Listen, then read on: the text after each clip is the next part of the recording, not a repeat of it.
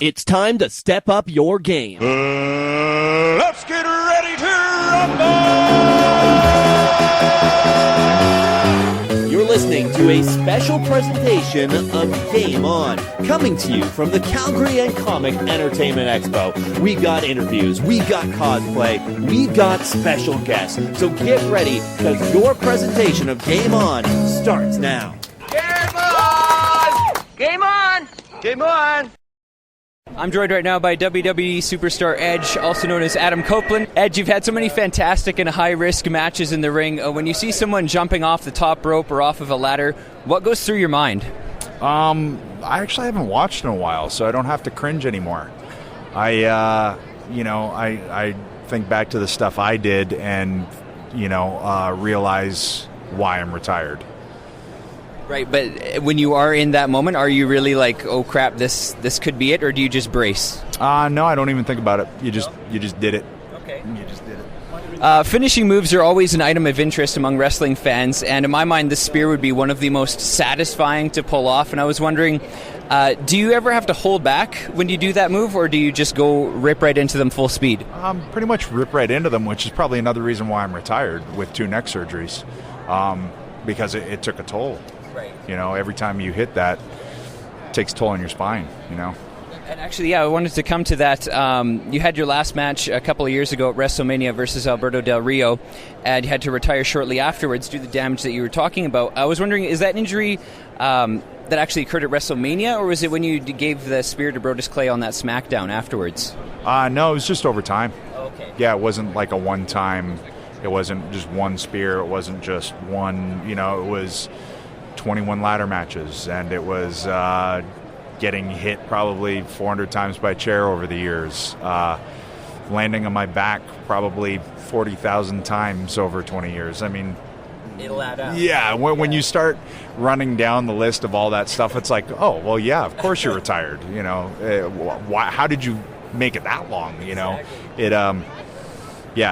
When you actually think about what we put our bodies through, it's amazing that guys and girls even make it past 2 years. I remember watching wrestling, and particularly Lita, when I was becoming a teenager and being like, whoa, she's got it going on. So how did your relationship with Lita come about, and then how much of it is scripted for TV, and then how much of that is real? Pretty much scripted. I mean, we had a relationship, and we were always good friends. And that was just, it worked on TV, so I was like, cool, we can take this and run. And that's what we did. Okay, and did you ever consummate your marriage with Vickie Guerrero? Once again, very character-driven. And Vickie, I had so much fun working with Vickie. She's really nice. Like, not other than the excuse me on TV, she's actually a really nice person. Is that right? What was very cool about it is when we first started our story together, she was the timid kind of general manager that barely said boo. And then we kind of took it in this direction that everybody's like, what? And then to see her blossom from not saying a word to getting the most heat in the company. And I was there watching all of it step by step, and I'd say, hey, try this. And she'd try it, and bam. So I felt like an evil Dr. Frankenstein, like kind of helping build this Frankenstein's monster, and then she just took it and ran, and that was a lot of fun for me to watch that whole thing, to become the cougar, and the necklace on. Yeah, I was very proud of her. When you had your Money in the Bank briefcase, did you know when you would be able to cash it in, or did Vince McMahon tell you the day of that you were going to become the new champion? There was no set plan. There's not really ever a set plan, or if there is one, it just changes 58 times before it happens.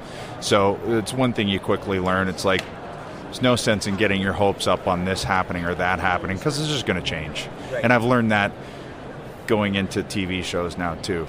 It's changing in a meeting right before the show.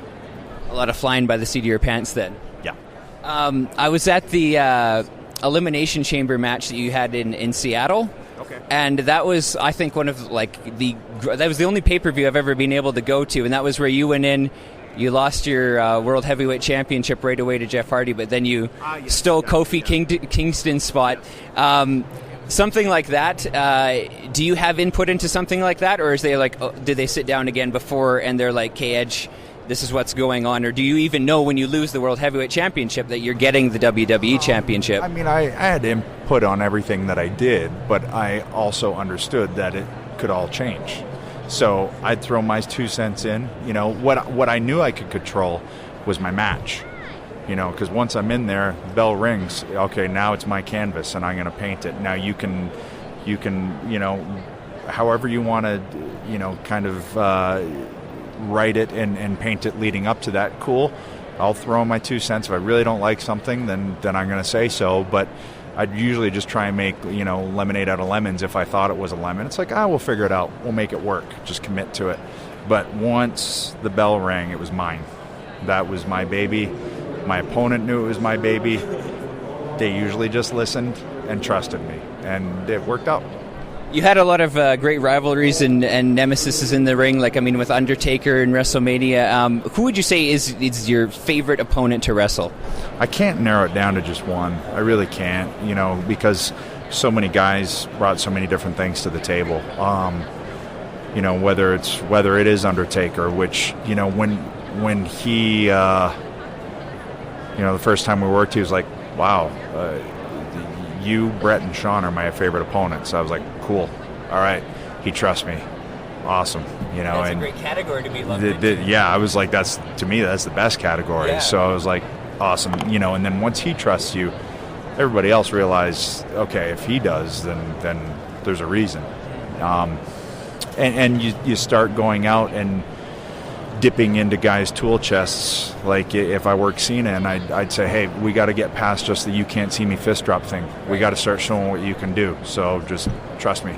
And then we'd start doing it, and he'd start having half-an-hour matches, and you know, people were getting invested. You know, so once you get a track record behind you, then it's like, okay, well, he has a good match with people. There must be a reason. You know, and then little by little, because you can do it in tag team, but then when you segue out of that, you got to reprove it, you know, because it's not a team now. Now you're doing it on your own. So then it's wrestling Kurt Angles and Chris Benoit's and Eddie Guerrero's and, you know, Rey Mysterio's, and then from there going to the Batistas and the John Cena's and the Undertakers, which is a different beast altogether too. So, you know, that's usually the mark of somebody. They can get in with all of those guys and do something with it. Hey, this is WWE Hall of Famer Edge. When I'm not sparing opponents in the ring, which I can't because I'm retired, I'm kicking back with Kyle Born. It's all about the game, and how you play it. All about control, if you can take it. Do you think that we could play another game? Maybe I could win this time.